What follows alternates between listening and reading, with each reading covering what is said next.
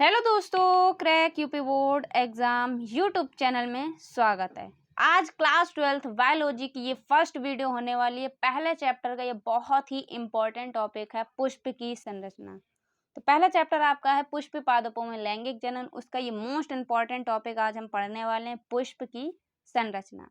तो जितने भी क्लास 12th के बच्चे इस वीडियो को देख रहे हैं, जल्दी से चैनल को सब्सक्राइब कर लीजिए। अगर आप 1 मई से लेके अगर आप आज से भी स्टार्ट कर रहे हैं, ये वीडियो आपकी पढ़ रही है 1 मई को, अगर आप आज से भी बायो को स्टार्ट कर रहे हैं पढ़ना, तो एंड टाइम तक आप पढ़ते हैं तो आपकी 100% 95+ लाने से कोई भी नहीं रोक सकता।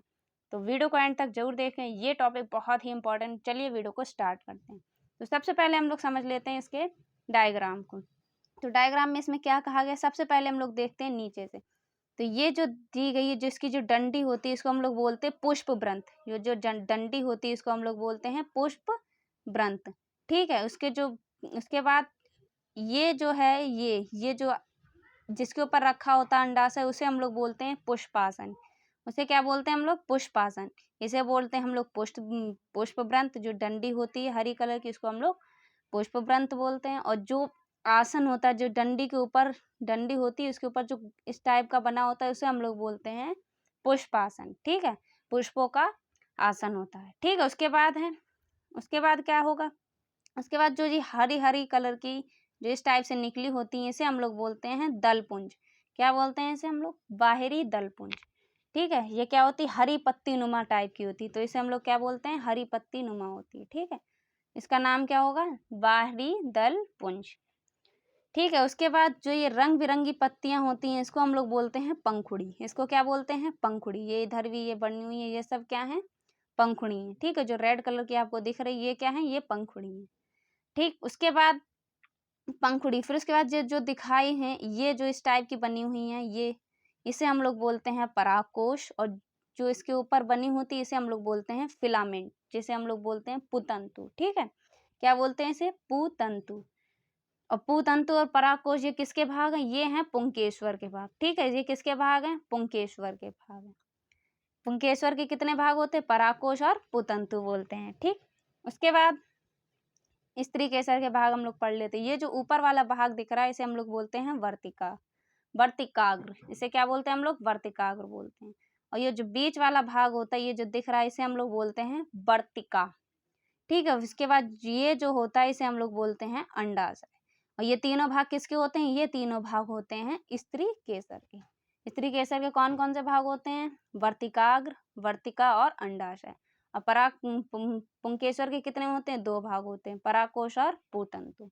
ठीक है। तो सबसे पहले आपको डायग्राम्स अच्छे से समझ लेना है, क्योंकि इस जो टॉपिक के पीछे जो भी आपको है, डायग्राम में ही सब कुछ। अगर आपको डायग्राम समझ में आ गया तो आप आराम से इसकी संरचना लिख सकते हैं। ठीक है। तो ये था आपका डायग्राम। अब इसको आपको लिखना कैसे होगा? तो इसको लिखने का तरीका आपको इस टाइप से लिखना होगा। पहले आपको हेडिंग डालनी होगी पुष्प की संरचना। क्या लिखना होगा? सबसे पहले आपको हेडिंग डालनी होगी पुष्प की संरचना। ठीक है। उसमें पहले, फिर उसके बाद लिखना पुष्प पौधों का जनन अंग होता है।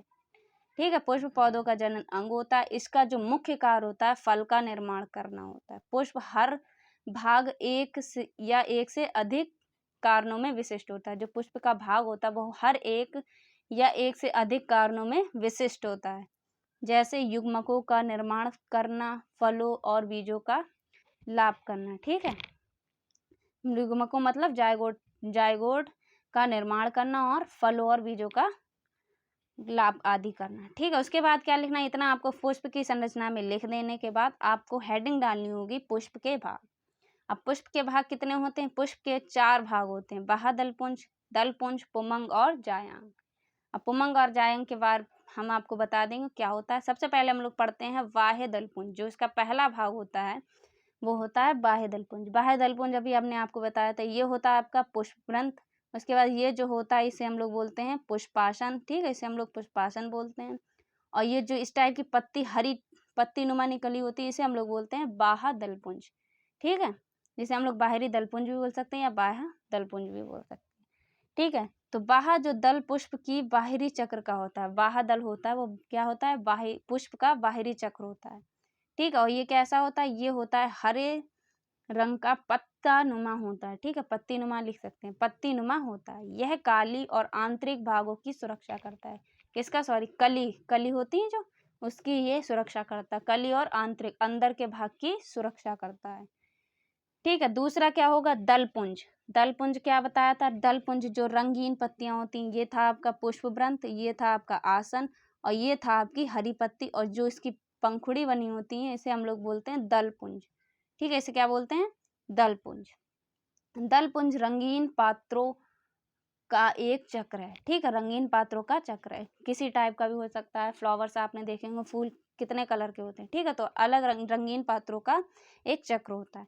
यह रंगीन होता है तथा कीटों को आकर्षित करता है। क्या करता है? कीटों को आकर्षित करता है, ठीक है। उसके बाद है पुमंग। पुमंग को हम लोग क्या बोलते हैं? पुंकेश्वर भी बोलते हैं। पुमंग को क्या बोलते हैं? पुंकेश्वर। पुमंग किसका भाग होता है?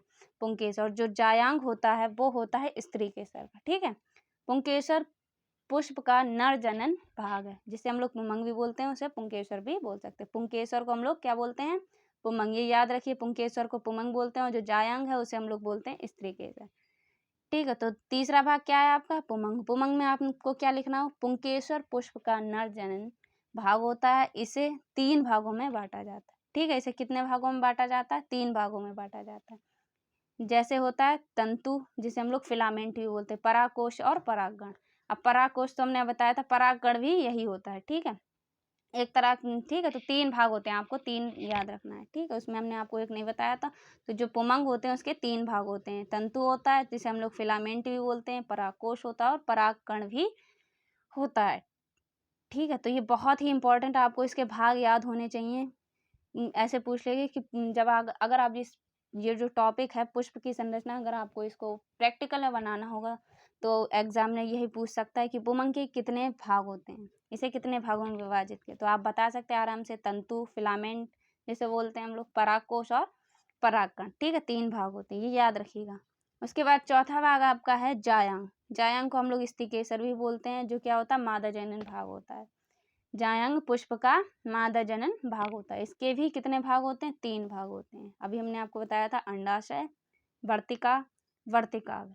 जो वर्तिका होती है वो ऊपर होती है, और जो वर्तिकाग्र होता है ऊपर, और जो वर्तिका होती है बीच में, जो अंडाशय होता है वो यहाँ पे होता है, ठीक है। तो इसके 3 भाग होते हैं। जो पुष्प के कितने भाग होते हैं? 4 होते हैं, बाह्यदलपुंज, दलपुंज, पुमंग और जायांग। पुमंग को हम लोग पुंकेश्वर भी बोलते हैं, जायांग को स्त्रीकेसर बोलते हैं। पुमंग के 3 भाग होते हैं, तंतु जिसे फिलामेंट भी बोलते हैं, परागकोश और परागकण।